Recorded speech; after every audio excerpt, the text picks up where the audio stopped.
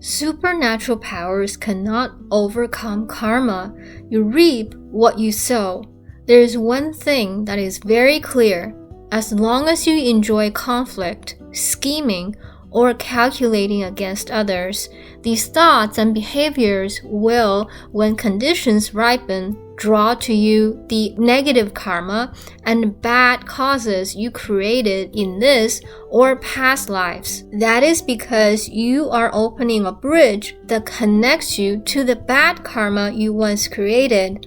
Let me tell you, whether it is good or bad karma, each has two corresponding kinds of consequences. One is civil, and the other is criminal. The civil kind refers to the karmic relationships between you and others, those you have harmed or helped, which produce either positive or negative ties that manifest in this life or future ones.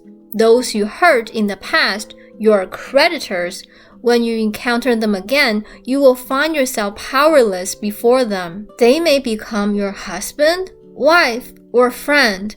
When you meet them, you feel a deep affection, love, or pity for them. Others may see that person is not good, but you cannot see it at all. You might even fantasize saying, are they really that bad? Even if they are, I believe I can change them. When you meet your karmic creditor, you lose your ability to resist. You may have sharp intuition and a keen eye for judging people, but you become blind when it comes to this one. That is why we say supernatural powers cannot overcome karma. In other words, no matter how perceptive or intuitive you are, when you face your karmic creditor, you are helpless. This is the civil responsibility of karma. Those who owe you must repay, and those you owe, you must repay. Then there is criminal responsibility. That is the punishment of hell, the divine mechanism for maintaining balance in the universe. You must exhaust the imbalance you created. The process of correction is called punishment. If this balance is destroyed, all phenomena in the cosmos would collapse. Therefore, this enforcement of balance to reward good and punish evil is part of the natural law, the principle that sustains the existence of all things. For example, your parents may have been your enemies in a past life.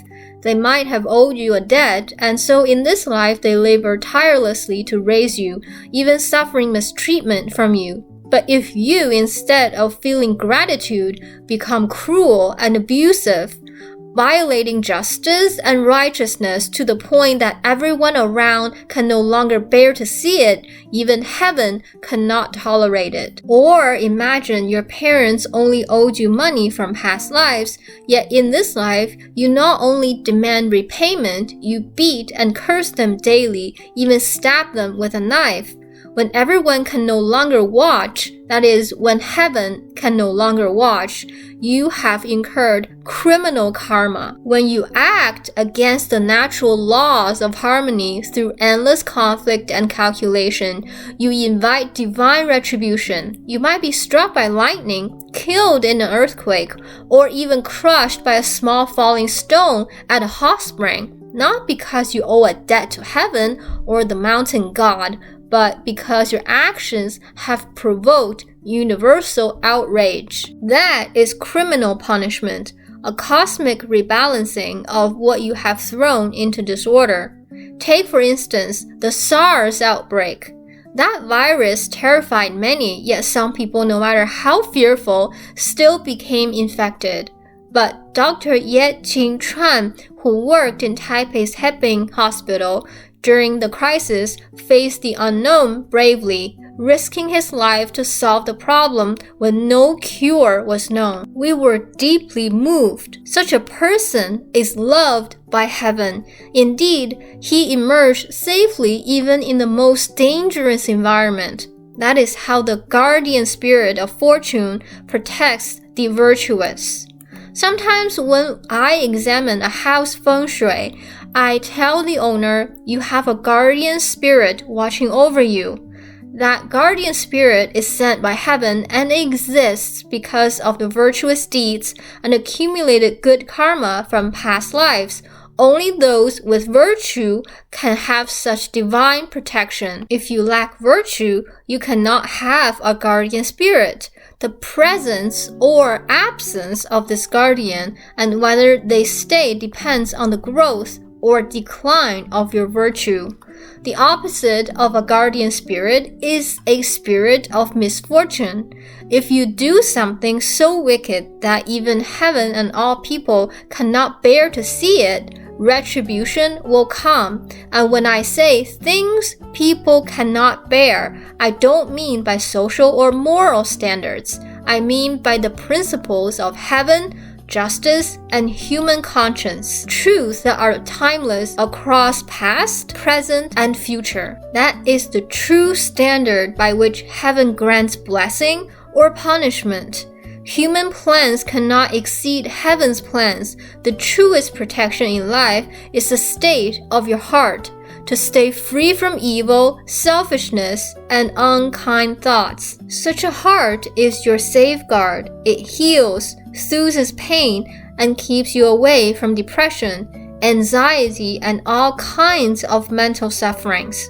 This method has always been the most effective way from ancient times to now and into the future, beyond what science or medicine can achieve. When our crooked, selfish, and unkind thoughts gradually dissolve, the heart becomes increasingly peaceful. You stop clinging to life and death, gain and loss, or endless calculation. This peace does not come from comforting yourself with ideas. Take death, for example.